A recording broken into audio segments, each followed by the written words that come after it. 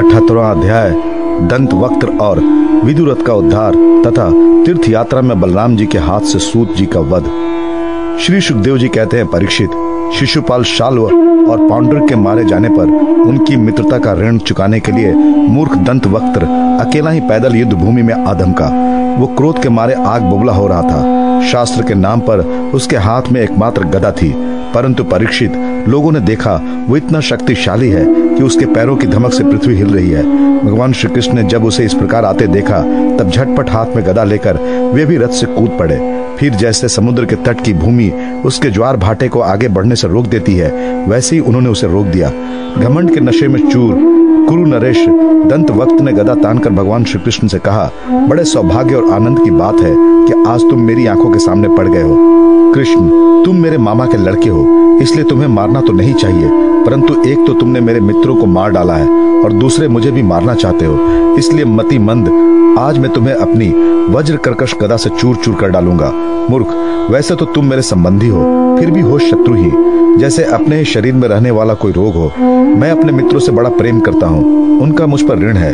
अब तुम्हें मार कर ही मैं उनके ऋण से मुक्त हो सकता हूँ। जैसे महावत अंकुश से हाथी को घायल करता है, वैसे ही दंत वक्त्र ने अपनी कड़वी बातों से श्री कृष्ण को चोट पहुंचाने की चेष्टा की और फिर वह उनके सिर पर बड़े वेग से गदा मारकर सिंह के समान गरज उठा।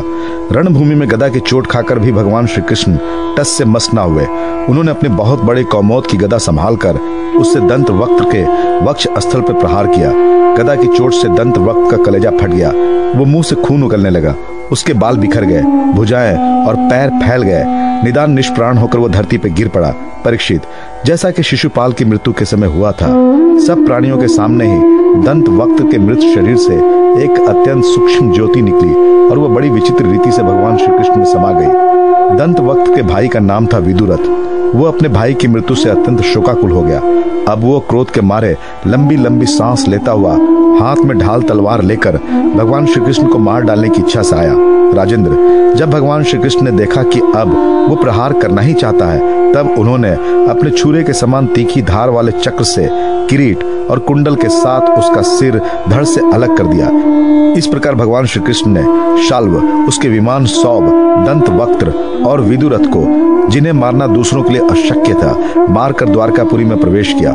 उस समय देवता और मनुष्य उनकी स्तुति कर रहे थे। बड़े बड़े ऋषि मुनि, सिद्ध गंधर्व, विद्याधर और वासुकी आदि महानाग, अप्सराएं, पितर, यक्ष, किन्नर तथा चारण उनके ऊपर पुष्पों की वर्षा करते हुए उनकी विजय गीत गा रहे थे। भगवान के प्रवेश के अवसर पर पूरी खूब सजा दी गई थी और बड़े बड़े विष्णुवंशी यादव वीर उनके पीछे पीछे चल रहे थे।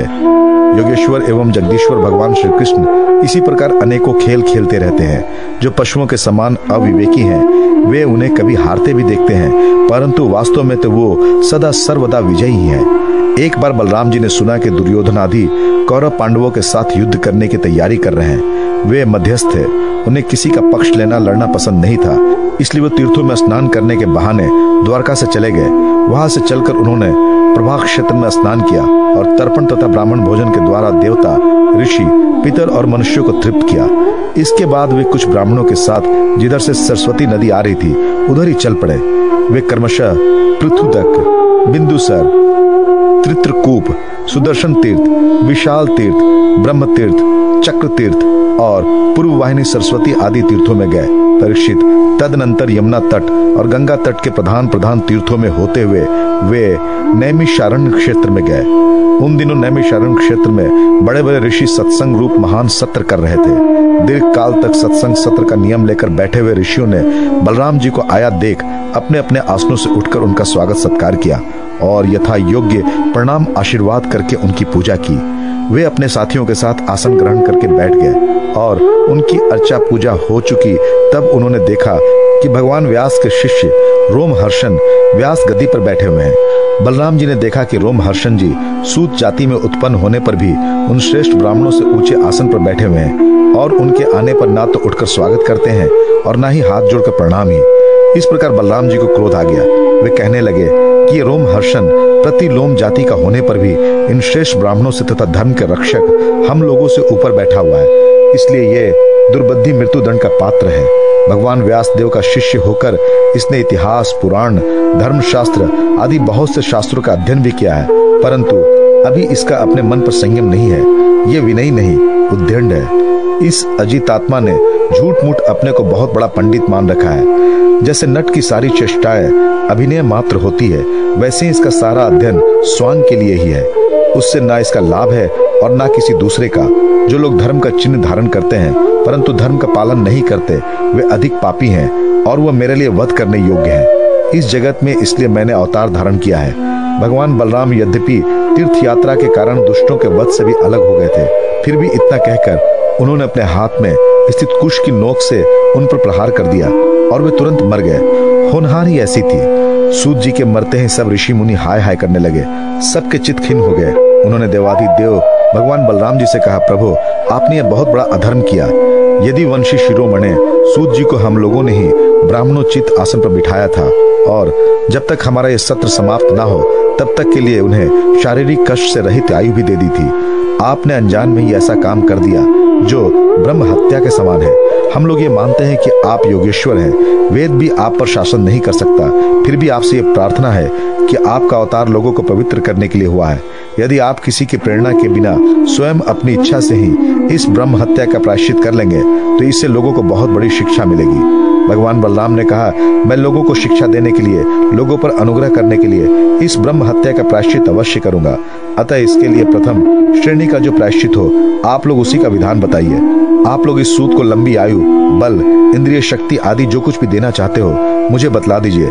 मैं अपने योग बल से सब कुछ संपन्न किए देता हूँ। ऋषियों ने कहा, बलराम जी आप ऐसा कोई उपाय कीजिए जिससे आपका शस्त्र, पराक्रम और इनकी मृत्यु भी व्यर्थ ना हो और हम लोगों ने इन्हें जो वरदान दिया था वो भी सत्य हो जाए। भगवान बलराम ने कहा, ऋषियों वेदों का ऐसा कहना है कि आत्मा ही पुत्र के रूप में उत्पन्न होता है, इसलिए रोमहर्षण के स्थान पर उनका पुत्र आप लोगों को पुराणों की कथा सुनाएगा। उसे मैं अपनी शक्ति से दीर्घायु, इंद्रिय शक्ति और बल दिए देता हूँ। ऋषियों इसके अतिरिक्त आप लोग और जो कुछ भी चाहते हो मुझसे कहिए, मैं आप लोगों की इच्छा पूर्ण करूंगा। अनजान में मुझसे जो अपराध हो गया है इसका प्रायश्चित भी आप लोग सोच समझ कर बतलाइए, क्योंकि आप लोग इस विषय के विद्वान हैं। ऋषियों ने कहा, बलराम जी इल्वबल का पुत्र बलवल नामक एक भयंकर दानव है। वो प्रत्येक पर्व पर यहाँ आ पहुंचता है और हमारे सत्र को दूषित कर देता है। यदुनंदन वो यहाँ आकर पीप, खून, विष्ठा, मूत्र, शराब और मांस की वर्षा करने लगता है। आप उस पापी को मार डालिए, हम लोगों की ये बहुत बड़ी सेवा होगी। इसके बाद आप एकाग्रचित से तीर्थों में स्नान करते हुए 12 महीनों तक भारतवर्ष की परिक्रमा करते हुए विचरण कीजिए। इससे आपकी शुद्धि हो जाएगी।